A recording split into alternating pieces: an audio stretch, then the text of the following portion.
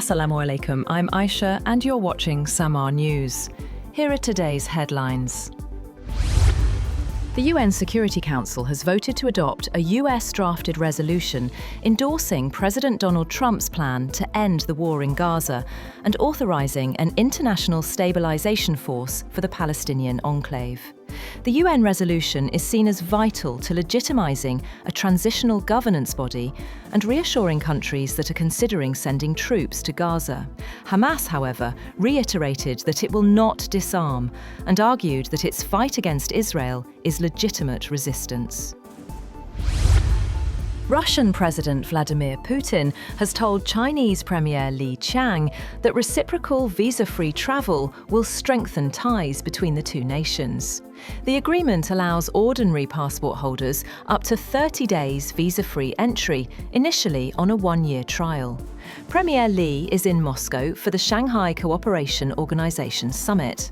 Russia's Prime Minister confirmed earlier this month that Moscow is finalizing matching visa exemptions for Chinese citizens.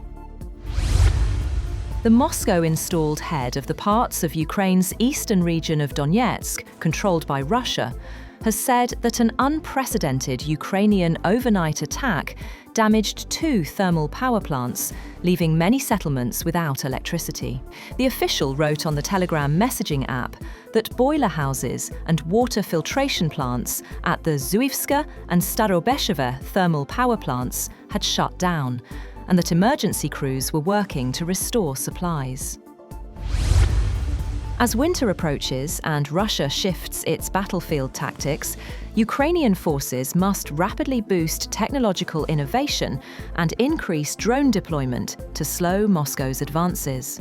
The warning comes from the head of Ukraine's National Guard, who says Russia still has a manpower advantage after nearly 4 years of war, though both sides now have drone parity on key front lines. Meanwhile, Kremlin has called France's deal to supply up to 100 Rafale jets to Ukraine regrettable, saying it fuels the war and won't shift frontline dynamics. Meanwhile, Russia says it will skip Ukraine peace talks in Istanbul, despite President Zelensky's attendance and US envoy Steve Witkoff's involvement. South Korea and the United Arab Emirates have signed a major partnership on the US-backed Stargate project to build a large AI data campus in the Gulf.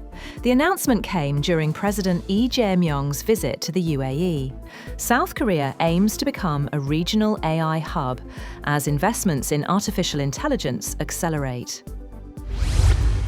North Korea has said that South Korea's plan to build nuclear-powered submarines with US approval would trigger a nuclear domino effect. On Friday, South Korea and the US jointly released the details of the agreement struck by President Lee Jae-myung and President Donald Trump at their summit last month, which included a commitment to disarm the North's nuclear arsenal.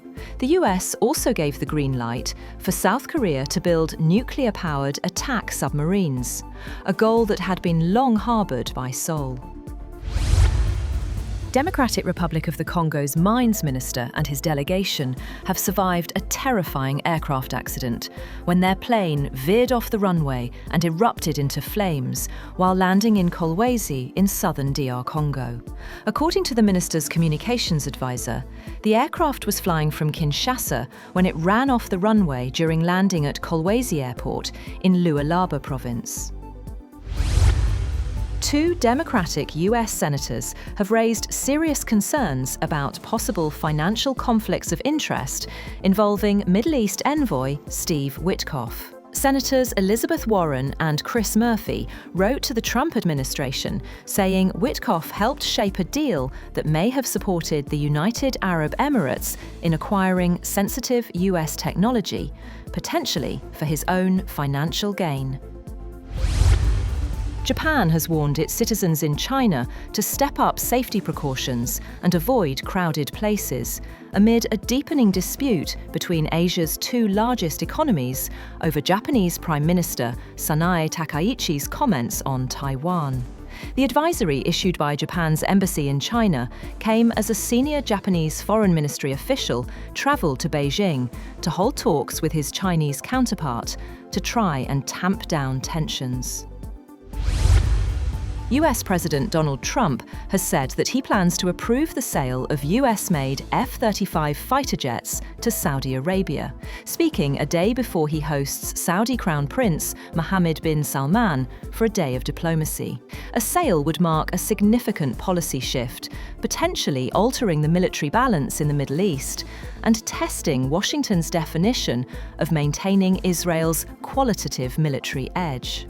Saudi Arabia has requested to buy as many as 48 F-35 fighters. Bitcoin has slipped below $90,000 for the first time in 7 months, in the latest sign that investor appetite for risk-taking is drying up across financial markets. The risk-sensitive cryptocurrency has erased 2025 gains and is now down nearly 30% from a peak above $126,000 in October.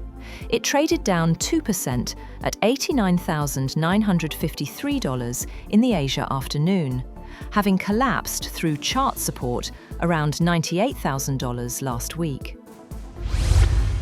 And Connectivity Cloud, Cloudflare, has reported a global network outage that caused widespread 500 errors, dashboard failures, and disruptions to services like OpenAI, AWS, Facebook, and X, with over 11,500 X outage reports worldwide.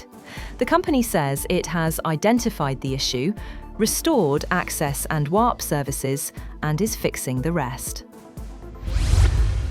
That's all for now.